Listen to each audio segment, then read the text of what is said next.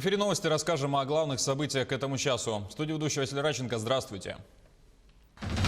Выплаты медикам должны быть прозрачны и понятны. Владимир Путин провел совещание с правительством России. По заверению якутских властей, график строительства моста через Лену остался без изменений. Вторая общероссийская литературная премия «Дальний Восток» начала прием работ на конкурс.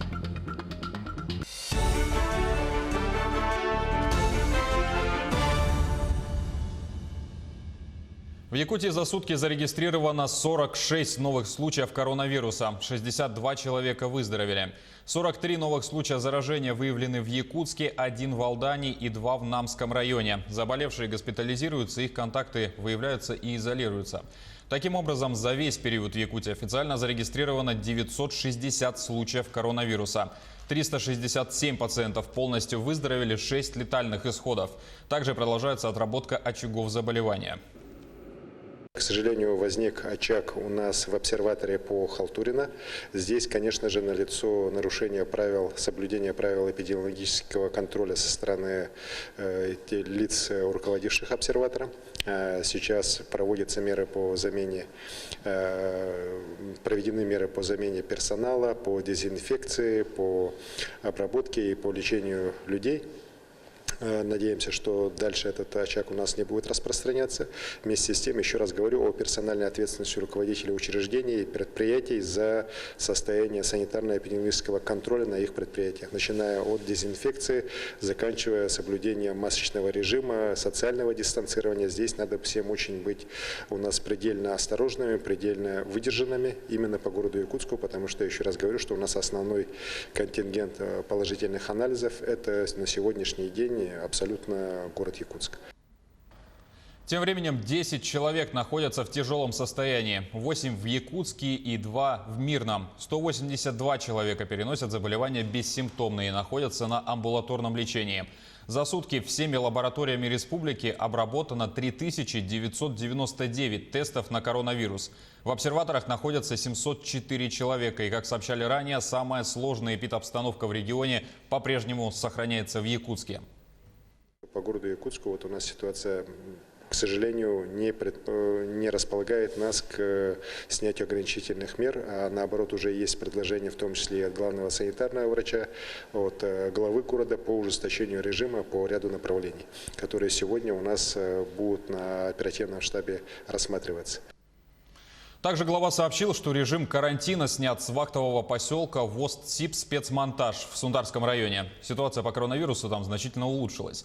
В настоящее время в инфекционных стационарах районного центра находится всего 5 человек. Все действия глав районов в Якутии должны быть направлены на сохранение жизни и здоровья людей. Об этом в ходе селекторного совещания накануне заявил руководитель региона Айсан Николаев. Он обратил внимание на случаи распространения инфекции в сельских наслегах. В селе Салбанцы Намского района возникла достаточно серьезная ситуация. Заболели несколько человек. Местами повышенной опасности для распространения коронавируса по-прежнему остаются вахтовые поселки и прииски. Большинство выявленных случаев в районах связаны именно с ними.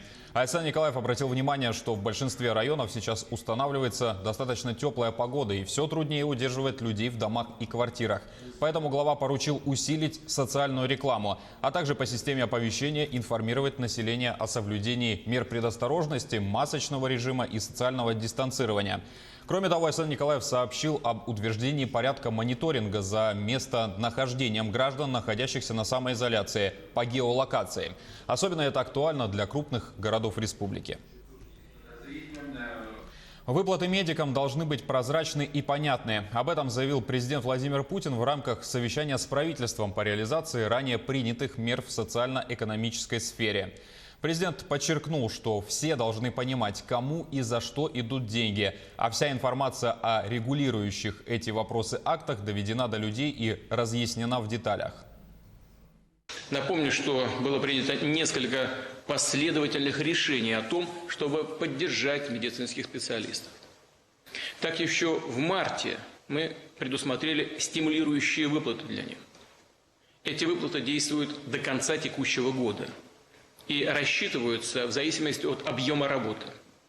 На эти цели из федерального бюджета было выделено 10,2 миллиарда рублей. Затем 15 апреля были установлены специальные доплаты за работу в особо опасных и сложных условиях на период апрель, май, июнь.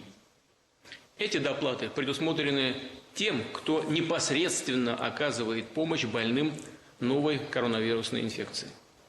Для этого из федерального бюджета регионам было перечислено еще 41,8 миллиарда рублей. Из общей суммы, направленной на все указанные выплаты и доплаты, а это 52 миллиарда рублей в целом, в субъекты федерации поступило уже 50,1 миллиарда. То есть это практически все средства. При этом, как мы договаривались, должны были сохраняться и региональные выплаты и надбавки. И все расчеты с людьми за апрель должны были завершиться до 15 мая. Однако, по имеющейся у меня информации, к концу прошлой недели деньги получили далеко не все, кому они были положены. Правда, за последние 2-3 дня, даже за вчерашний день, ситуация менялась в нужном, правильном направлении. Путин также сказал, что в ряде субъектов федерации выплачивали совсем не те средства, о которых шла речь на совещаниях. Между тем, единоразовая выплата семьям с детьми в возрасте от 3 до 16 лет оказалась крайне востребованной. Другой востребованной мерой стало решение о списании налоговых и страховых взносов для малого и среднего бизнеса за второй квартал текущего года. А сейчас узнаем об эпидобстановке в Алданском районе Якутии. Я передаю слово Руслану Павлову. Последние сутки в Алдане один подтвержденный случай коронавирусной инфекции. Подробнее главный санитарный врач по Алданскому району Алексей Селютин. Алексей Викторович, какова у нас обстановка? Нас больше интересует, конечно же, Томот. Там случаи подтвержденные. На сегодняшний день в Томоте у нас подтверждено 7 случаев новой коронавирусной инфекции.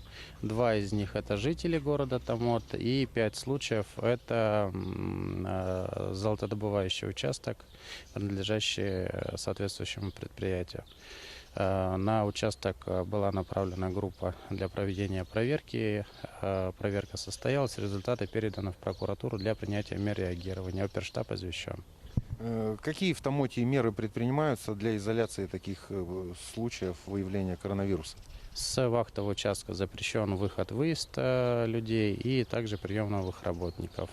По самому Томоту, получается, после получения результатов будут приняты те или иные мероприятия, но на сегодняшний день производится развертывание обсерватора для принятия контактных лиц. Что с теми полицейскими и Росгвардией, которые сидят у нас на центре подготовки лыжников, когда они выезжают? 23 числа у них заканчивается режим изоляции в условиях обсерватора. На сегодняшний день у них отобраны также пробы для проведения лабораторных исследований, результаты в работе. Такая ситуация на сегодня. Мы следим за развитием событий. Перевозка пассажиров водным транспортом приостановлена до 31 мая. Соответствующий указ подписал глава Якутии. Ограничения коснулись водного транспорта, работающего по маршрутам на реках Лена, Алдан и Вилюй. Без ограничений им могут пользоваться граждане, следующие для получения неотложного лечения по профилю онкология, больные хронической почечной недостаточностью, работники организаций, чья деятельность не приостановлена указом главы республики, и граждане, прибывшие или выезжающие железнодорожным транспортом через станцию Нижний Бестях. В связи со сложной эпидемиологической ситуацией, продолжающейся в республике, чтобы минимизировать распространение коронавируса, мы до 31 мая решением главы приостановили именно пассажирские перевозки на основных переправах через реку Лена, Алдан и Вилюй. Это касается именно массовых пассажирских перевозок. На такси, это моторные лодки, которые курсируют обычно в Якутске, Нижний Бестях, да, это пассажирские перевозки на ракетах, метеорах, на ходе Заря и так далее. Ограничения не будут касаться грузовых перевозок, не будут касаться, перемещения людей на личном автотранспорте. Значит, и как ранее действовала и на судах на воздушной подушке, если есть на то медицинские показания по онкологии и, соответственно, если вы работник организации, чья деятельность не приостановлена. Напомню, паромные переправы у нас начинают работу с 20-х чисел. 20 мая открывается переправа Максоголовка-Чекацы на Вилюйской группе улусов на реке Вилюй. Вот. Что касается переправы Якутск-Нижний Бестях, она ориентировочно планируется до 25 мая. Паводковая обстановка на реках Якутии развивается согласно прогнозов. Реки Амга и Алдан вышли в устье. На реке Колыме ледоход проходит по территории Среднеколымского района Нижняя Кромка в 10 километрах ниже населенного пункта Среднеколымск. Уровень воды почти на 2 метра ниже критического. На реке Вилюй ледоход проходит по территории Кобяйского района. Нижняя Кромка вышла в устье. Верхняя в 40 километрах ниже населенного пункта Хатырык-Хамо. Уровень воды 9 метров 80 сантиметров.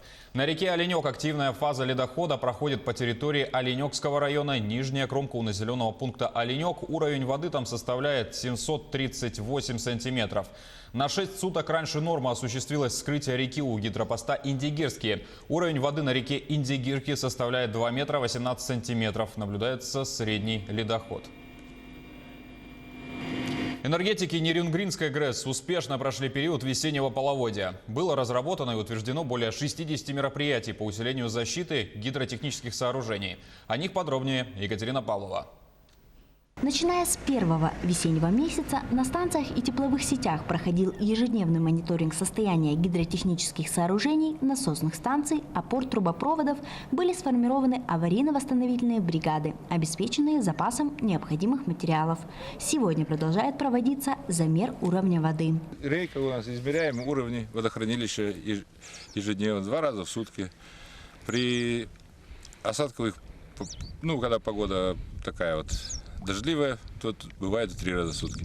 Скидываем уровень через затворы. Все водопропускные и водоотводные сооружения Нерюнгринской ГРЭС готовы к весеннему половодью. Нормальный подпорный уровень у нас водохранилища составляет 797,0 метров в Балтийской системе высот. На сегодняшний день уровень сработан до отметки 796,90 в связи с паводком. Объем водохранилища составляет 44 миллиона кубических метров. На сегодняшний день паводок пройден без повреждений, и работа Нерюнгринской ГРЭС продолжается в штатном режиме. Екатерина Павлова, Сергей Козюра, Нерюнгри. График строительства моста через реку Лену остался без изменений. Об этом в ходе прямого эфира в социальных сетях рассказала министр экономики республики Майя Данилова. По ее словам, все работы идут по графику. Были проведены изыскательные работы. Сейчас разрабатывается проектно-сметная документация. Министр отметила, что на этой неделе состоится совещание с федеральными органами власти. По условиям контракта проектирование и госэкспертиза объекта должны завершиться к середине 2021 года. В 4-м квартале 2021 планируется начать строительство моста и ввести объект в эксплуатацию в 2025 году. Сложная лесопожарная обстановка в Якутии складывается на территории Усть-Алданского и Хангаласского районов. Там зарегистрировано 2 очага. Площадь с момента обнаружения составила 8,5 гектаров. Особое внимание пожарные ведомства уделяют именно этим территориям. Также, по их информации, в зоне задымления населенных пунктов нет. На всей территории республики задымленность также отсутствует.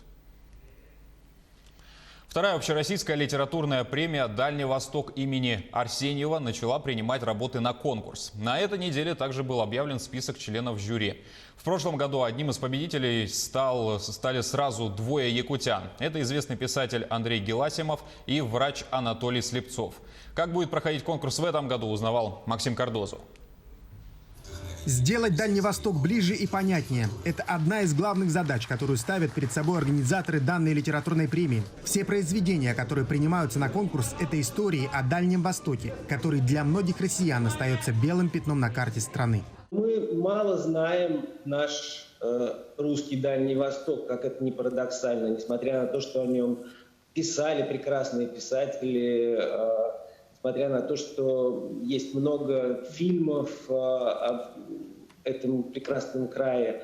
Но, тем не менее, информации недостаточно, и инициатива создания в начале литературного фестиваля, как я понимаю, из него выросла литературная премия, по-моему, очень своевременно и прекрасно. Я очень это поддерживаю, тем более, что вокруг премии собрались прекрасные писатели, как дальневосточные, так и писатели из Центральной России. Дальний Восток на сегодняшний день для нашей страны – это возможность развития, это необходимость развития.